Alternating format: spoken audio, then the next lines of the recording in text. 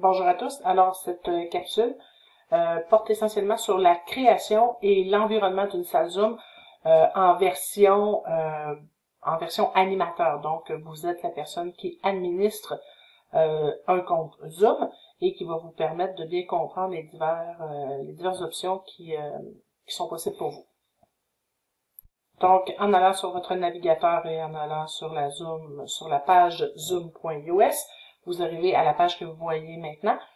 Si vous n'avez toujours pas de compte, vous pouvez aller dans Inscrivez-vous maintenant, c'est gratuit. Sinon, se connecter et vous allez entrer votre nom d'utilisateur ainsi que votre mot de passe.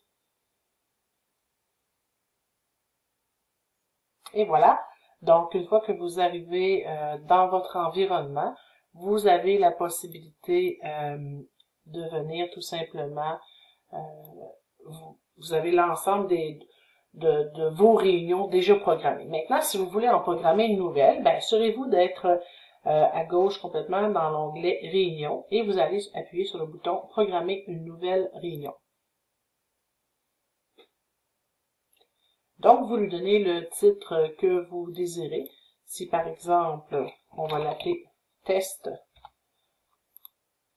comme ça, et vous indiquez la date de celle-ci. Donc, on va la mettre en date d'aujourd'hui, à l'heure qu'on désire qu'elle commence, et une durée approximative là, que vous pouvez indiquer. Si jamais cette même réunion ou cette même formation se déroule plusieurs fois, c'est possible de mettre une récurrence. Donc, par exemple, vous savez que c'est une fois chaque semaine. Donc, il va être possible pour vous de mettre que cette réunion-là se déroule à toutes les semaines et mettre une date de fin ou tout simplement, après cette séance, c'est terminé. Donc, à vous de voir si vous ajoutez une récurrence. Sinon, alors il va pour une réunion simple. Par défaut, Zoom va venir indiquer, là, exiger un mot de passe. Moi, ce que je vous recommande, surtout si vous travaillez avec les étudiants, ne mettez pas de mot de passe, là, sinon vous allez voir, vous allez devoir répondre à plusieurs messages qui disent c'est quoi le mot de passe, donc assurez-vous de ne pas, de venir tout simplement décocher. Alors voilà, je décoche. Et ce qui va me rester à faire, si vous rendez les enregistrements à vos étudiants ou à vos collègues, il est possible que Zoom enregistre, donc soit sur votre ordinateur local ou soit dans le cloud.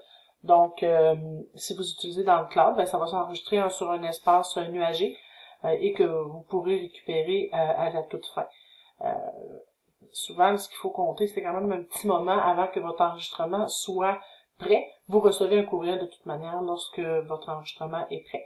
Donc, dépendamment de ce que vous avez décidé, vous pouvez le mettre. Et si jamais vous désirez, lorsque les étudiants ou vos collaborateurs soient déjà en salle, même quand vous n'êtes pas arrivé, qui peuvent parler entre eux, même si vous n'êtes pas arrivé comme administrateur, vous pouvez tout simplement venir cocher ici. Donc, ouvrir accès à la réunion avant l'arrivée de l'animateur. Ainsi, les personnes vont pouvoir discuter entre eux avant votre arrivée. C'est très apprécié souvent, là, pour créer une dynamique de groupe, c'est bien apprécié.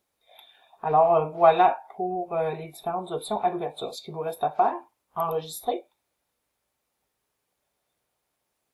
Et là, c'est un peu comme une confirmation, hein?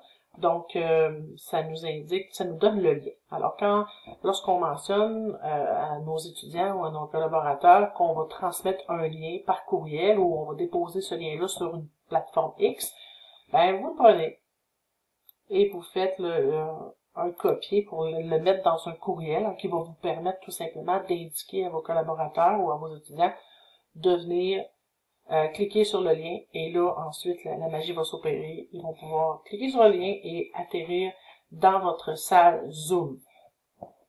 En gros, ça ressemble à ça pour la création. Donc, si vous voulez confirmer que votre rencontre a bel et bien été créée, alors voilà. Donc, le test est là. Et je vais tout simplement cliquer sur commencer. C'est ce que je vais faire dans quelques instants pour pouvoir vous montrer l'environnement. Alors, je clique sur commencer. Alors, ce que vous voyez, il y a un message qui se fait, c'est normal. L'application va s'ouvrir.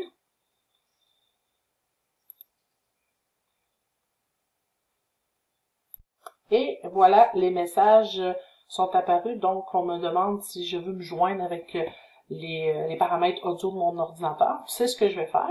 Je peux aussi tester mon équipement si j'en ai besoin. Alors, je vais faire tout simplement joindre avec mon ordinateur. Et voilà, je suis dans ma salle Zoom qui me permet là, de pouvoir opérer les différentes options. Alors, c'est assez simple ce qu'on voit dans notre salle Zoom comme responsable. Alors, j'ai plusieurs boutons.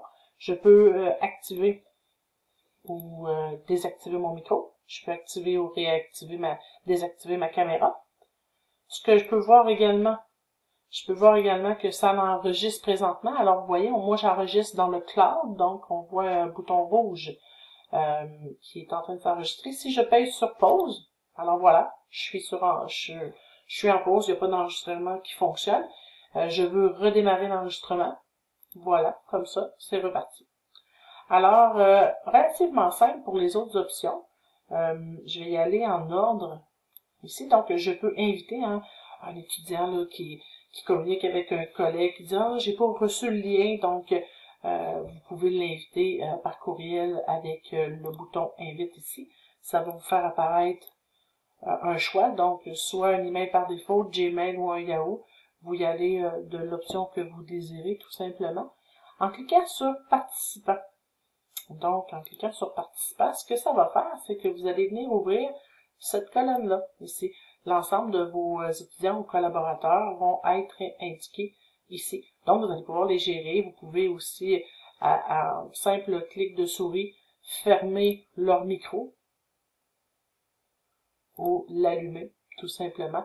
Ça peut être facilitant lorsqu'on gère plusieurs personnes. Sinon, ben, on a l'option de faire, dans les différents boutons, on a l'option de faire, de poser des questions. Donc, vous pourrez l'essayer si ça vous dit, mais tout simplement en ajoutant une question. Oh, pardon. Donc, sans entrer dans les détails pour ça, parce qu'il existe beaucoup d'autres technologies pour faire des questionnaires ou des sondages, mais c'est possible de le faire. Donc, vous pouvez tout simplement saisir le titre du sondage, la question, compléter les choix de réponse possibles, ajouter plusieurs questions si c'est le cas. Donc, ça peut être apprécié là, pour venir un peu dynamiser nos différentes rencontres. Donc, je retourne à mon Zoom ici. Le plus important, selon moi, c'est le bouton ici en vert. Donc, partager ou share. Donc, lorsque vous cliquez dessus, vous allez voir le menu. Donc, il va vous demander quel écran veux-tu partager. Donc, vous sélectionnez l'écran que vous voulez partager. Et à partir du moment que vous le faites, ben, les personnes qui sont votre auditoire vont voir ce que vous désirez leur partager. Donc, ça va être très simple. Par la suite, si vous voulez arrêter de partager, vous allez voir un bouton rouge apparaître « Stop partage » ou « Stop share ». Et par la suite, vous complétez le travail, mais c'est très très simple au niveau du partage d'écran. Le plus difficile, c'est juste de choisir l'écran. Des fois, on peut se tromper. On confirme avec notre auditoire. Présentement, vous voyez bien. Il est possible aussi que vous partagiez votre téléphone lorsque si vous avez d'autres outils. Moi, je travaille avec plusieurs outils, donc nécessairement, j'ai plusieurs écrans et j'ajoute à ça le iPhone ou le iPad que je peux partager certains documents via cette technologie-là. Sinon, autre outil intéressant, bien sûr, le chat, très utile, très apprécié. Donc, parallèlement aux discussions que vous avez, les gens peuvent venir écrire. Donc, tout simplement, et vous, si jamais vous voulez répondre à la personne, donc là, il y a quelqu'un qui vous écrit une question et que vous voulez répondre en privé, vous sélectionnez tout simplement son nom et il va apparaître ici, comme ça, et là, vous répondez à la personne. Vous pouvez recevoir des messages privés et des messages à tous sans problème. Sinon, vous pouvez gérer aussi les pauses et l'arrêt de vos enregistrements. Et pour le Breakout Room, ben, vous avez déjà reçu un tutoriel à cet effet, là, donc vous pouvez tout simplement vous y fier. Je crois que c'est l'essentiel. Sinon, vous avez aussi, pour faire taire tout le monde, donc vous pouvez tout simplement utiliser les boutons raccourcis sans problème.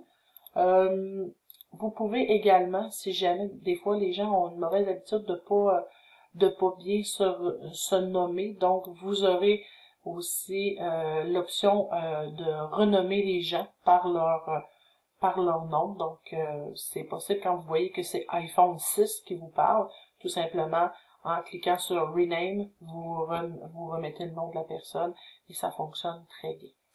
Alors voilà pour les différents boutons là, de la personne qui anime une rencontre Zoom. Du moment que vous voulez quitter Zoom, c'est simple. On clique ici sur End Meeting. Il va vous demander est-ce que vous voulez quitter pour tout le monde, donc vous faites éjecter tout le monde de votre salle, ou vous voulez quitter tout simplement. Dépendamment, si c'est en classe, dans le but de donner de la formation, souvent le formateur peut quitter et laisser les gens à l'intérieur de la classe, comme ça il y a une conclusion qui se fait entre les étudiants, un peu comme si nous étions en classe réellement. Alors voilà, j'espère que ça vous a été utile et que vous n'hésiterez pas à utiliser cet outil.